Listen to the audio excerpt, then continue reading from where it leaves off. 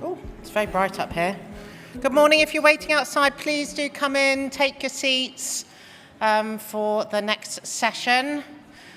Please do sit down. My name is Sarah Fitzmaurice. I'm the CEO and co-founder of Executives in Africa. So if you've not met me and would like to know anything about hiring people in Africa, then please do come and find us upstairs at P13. So we've got some really interesting speakers. I know our next speaker has only got a 15-minute session, so I'm not going to take too long introducing him. But we're going to be listening to Jonathan Sprigg, who is the head of Fiduciary Services, International Client Solutions for Standard Bank. A long and illustrious career working across Europe, across Africa with Standard Bank Group, and really looking forward to hearing from him. He's going to be telling us a little bit about a couple of specific case studies and how some of the foundations that he set up have made an impact in Africa. So should be really interesting, and I think there's going to be some things that are going to grab your interest. One particular is based around women, so something else I'm really passionate about. So for those of you that aren't aware, 100 Women in Finance is a global networking group that is now based in Africa, set up in Kenya and South Africa, shortly going to be setting up in Nigeria. So if anyone is passionate about diversity and improving the number of women in finance, in particular in Africa, then please do come and find me and I'll link you into that. That's outside of my EAA work. But with no more excuses, up you come, Jonathan. Looking forward to hearing from you. Thank you. Please give him a warm welcome. Thank you, Sarah. Oh, there we go. Okay, so I've got 15 minutes to talk to you about two foundations that we've been involved in at Standard Bank and how both the foundations, why they were needed to sort of solve some particular problems. So the first one I'm going to talk about is the Africa Women Impact Fund.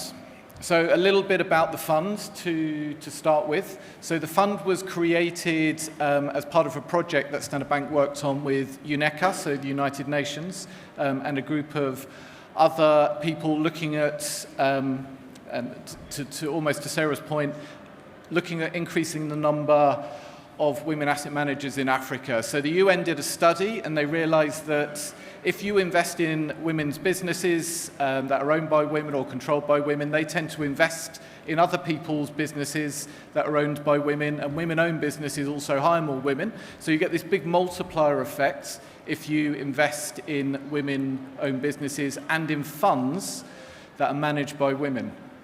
So they were looking to set up a project to get money to female asset managers and came up against a number of problems, which we'll look at in a moment. But the long and the short of it is we set up the Africa Women Impact Funds with the aim of increasing the number of female asset managers in Africa, because at the moment there's less than 5%. There were other aims about bridging the gap in terms of enabling female asset managers to get into some of the ecosystems which were very male-dominated, and just accelerate their ability to raise funds, set up new funds, and invest across the continent. So a number of people came together. So Standard Bank were working with the UN. We've got an internal asset manager called StanLib and an Africa advisory called MEDA, and they all came together to sort out how could we help the UN resolve some of this problem. I also have to, at this point, just mention that StanLib has also been joined by another South African asset manager called Riskura, who have come and joined us in this project. But the aim was to tackle two sustainable development goals, SG5, gender equality, and SG8, which is around decent work and economic growth. So what were the problems? So the problem was the UN went out and they raised millions of pounds or millions of dollars of money for the project. But it was from countries all over Africa and the Middle East, and they all said, yep, we love your project. There needs to be more done. Where do you want us to send the money? And the UN said to us, well, where can they send the money? We can't collect it. Standard Bank was going to find it difficult to receive it and hold on to it. So working with all of those individuals, we looked at different solutions. But when we were doing that, we needed to look at a mechanism that could invest in a fund that was being set up, which was going to in turn invest in female-owned and managed funds. We had to take consideration that these donors, these countries, couldn't invest in a fund and hold shares themselves. There were certain requirements for the entity to be registered, and some wanted us to consider registering it as a charity too. And obviously, it needed to be in a country where we could easily move capital in and out without any restrictions. So the long and the short of that was that we ended up setting up a Jersey Incorporated Foundation with a Foundation Advisory Council. That was the solution which we found to be most effective.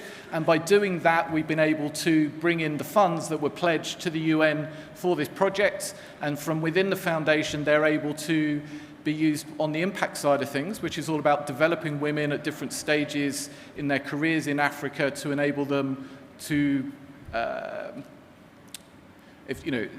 we did a big study. We've got 300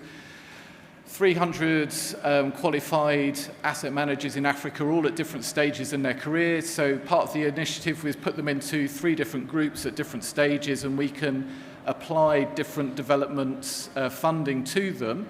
But the aim of this is to get them into a position where they can raise bigger funding, set up more funds, and have greater impact in the investments that they make. But why did we pick Jersey for this one? Well, Africa friendly, and if anyone's met the Jersey finance team, they'll tell you all about how friendly Jersey is to Africa and what they've been doing across the continent.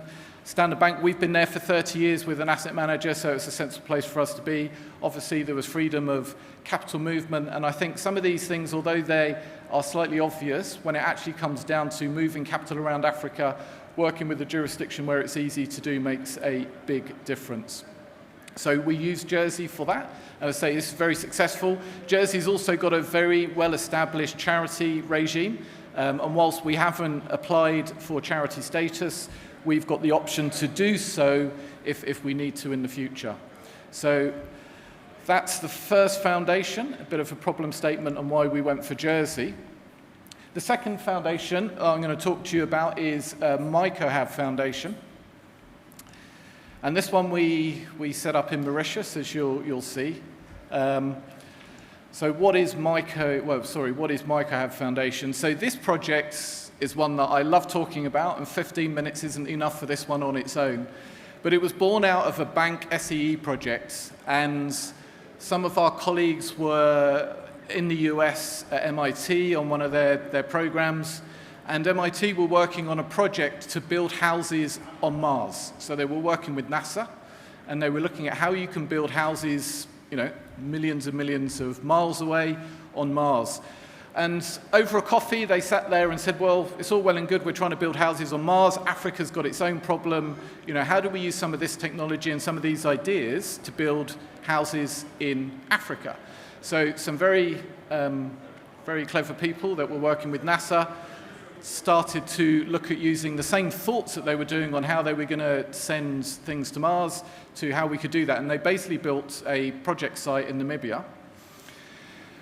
And what they were looking at was how you use mushrooms. And I think everyone's seeing more about mushrooms and mycelium in the press, and that's what this project was based about. So the concept is you grow mushrooms using waste, and anyone who knows Namibia may have seen that there is a bush in Namibia that's taking over a lot of the country.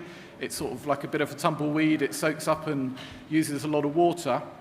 And what MIT and the team working on this found was that it makes an incredible substrate to grow mushrooms and to create this mycelium, which is the roots that grow when you're growing the mushrooms. And they did loads of analysis, and they realized that you could take a kilo of waste from these bushes, you could grow a kilo of mushrooms, which you could then sell to the local market or give food to the community. You end up with a kilo of mycelium, and if you use a particular process, you can compact it, heat it up, and you can create these mycelium bricks, and you can create biohouses which have also taken carbon out, so they're actually carbon negative as well. So some incredible technology and ideas used by some very clever people, and this project's actually building carbon neutral houses in Namibia today. Well, the first one, but there's more to follow. So they had a problem with this as well. So this was all within Standard Bank. So Standard Bank found itself growing mushrooms in Namibia and said, well, okay, we're not a mushroom grower, we're regulated by the financial services, we need to take this project out. So this project had a number of considerations as well. We'd created IP, which lots of people were interested in. Again, it needed a registered entity. We needed to be able to move capital around. Although we got the project in Namibia, there were lots of other countries and people interested in using it. So for this one, we actually used Mauritius and set up a foundation and a holding company which is going to own the IP and the sort of trademarks. The foundation's the part that's going to have impact. So the aim of that is to create these ecosystems in Africa where we can train people how to grow the mushrooms, build the houses, and there's blockchain in there for anyone who's interested in blockchain as well, because you can do fractional carbon credits to get extra money into the ecosystem for the farmers. And then there's the company that will have the commercial aspect of this project, because there's a number of people very interested in the process that's been developed to create these carbon negative bricks and the impact that they could have around the world. So Mauritius was selected. It was felt that this was because Namibia was a bit closer to Mauritius. There was a reason. The IP framework that Mauritius is part of in Africa was attractive. The IPPAs were attractive for Mauritius as well. And this project team took a slightly different view and went with Mauritius. But again, Standard Bank's there, and we were able to come up with the solutions and everything for this foundation for them.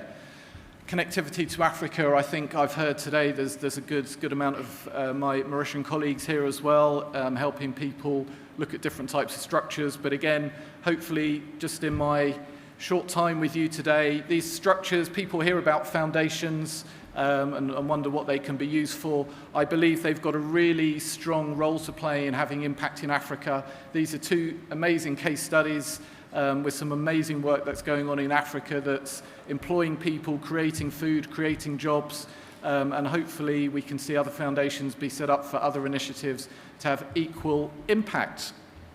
I'm going to finish there. Thank you for listening. Hope you found some of that interesting. I'm going to pass back to Sarah. Thank you very much.